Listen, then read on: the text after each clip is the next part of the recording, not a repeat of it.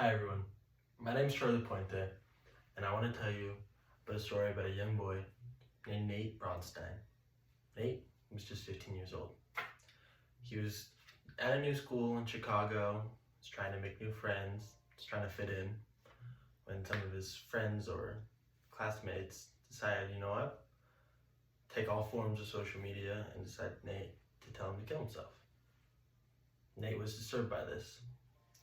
Nate didn't know exactly what to do with this information as all these people were bullying him online, cyberbullying him. Nate decided the only action he could take was to talk to the dean of students, because if he went to his parents, he might have even got bullied worse. Nate went to the dean of students, and instead of taking action, the dean kept it to himself. Instead of talking to the bullier's parents or the bullied parents, kind of said, you know what, understand, took into consideration.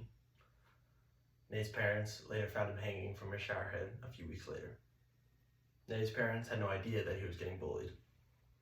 They were later told that the dean of students knew about this bullying, but did nothing about it. According to the BMC of Public Health, which was published in March 21st, 2021, 15% of the 16,000 students they surveyed reported that they have self-harm. 6% are those who are the victims of bullying, and 5% are those for who are bullied. I'm here to inform you of why bullying is bad, and what steps need to be changed to change this. First, I want to talk about bullying and cyberbullying, and more specifically, the self-harm that comes with it. Secondly, I want to talk to you of why do these kids bully? What's wrong? Why are they putting other kids down? And third, I want to talk to you about the solutions teachers need to take to avoid this loss of life. To be prepared in these situations to help these kids, both bullies and the bullied. Bullying takes many shapes and forms. According to the Journal of Psychedelic Drugs, published in November 22nd, 2019, cyberbullying and bullying leads to drinking and smoking. This is a huge problem as these kids are young. The underage, adolescent kids are getting bullied, and they're turning to alcohol and smoking weed to help them deal with this pain. According to the BMC Psych, many of these kids have PTSD from this bullying. These young kids not only get hooked on these drugs and this alcohol and this weed, they start having post-traumatic stress disorder from it. They start suffering later on in life. This drinking and this PTSD extinguishes the flames of these kids at such a young age. They're just kids, and they're struggling with just living life as normal kids because of being bullied. Why do these kids bullied? In The Scholastic Parent and Child, a book made by Joe Harber, it explains about bullying is just about power. These kids just kind of want to fit in. They probably have something wrong at home, something wrong with their friends. They're just trying to find a sense of security, and they don't know how to. And the best way to do that is to bully others, to put others down. That's the best way for them to feel included, have a sense of security. According to adolescents, a study was done with kids who were bullied and also with kids who were bullies.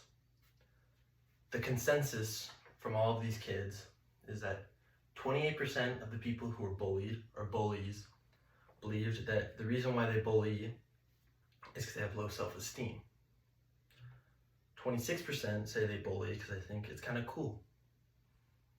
15% explain problems they have at home, their family, their extended family, in any circumstance. There's just problems outside of school as to why they're bullies. And 31% claim they bully because they're jealous of other people, they're annoyed of these other people, and they also have just issues that they just need friends, and they just don't know how to make these friends. According to the Journal of Creativity and Mental Health, there's a few solutions that can be made for the teachers who are in these circumstances where they don't really know what to do as these kids are getting bullied. There's a training program that's solution focused which offers support to the victims. There's bullies. It gives them empathy. It makes these kids who are bullies have empathy for those around them. So they're no longer bullies. They fit in with everyone else. It's okay if you don't fit in, but putting others down to try to fit in, it's not okay. According to the Journal of Child and Family Studies, teachers need to apply the critical awareness, and they also need to redo their education. Some kids get bullied because they're a little slower at learning, and that's okay. But these teachers are getting taught how to better fit in with these other kids and bring them all together so that they all can learn together at once. The self-harm and the mental health problems, as well as why these kids bully and what the teachers need to do to take action, are all reasons and problems in society.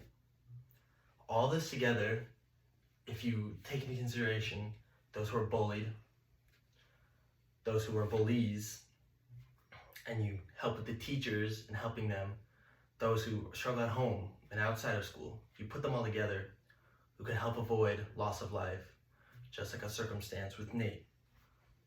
There's no reason that a young boy who's 15 needs to die like this. Thank you.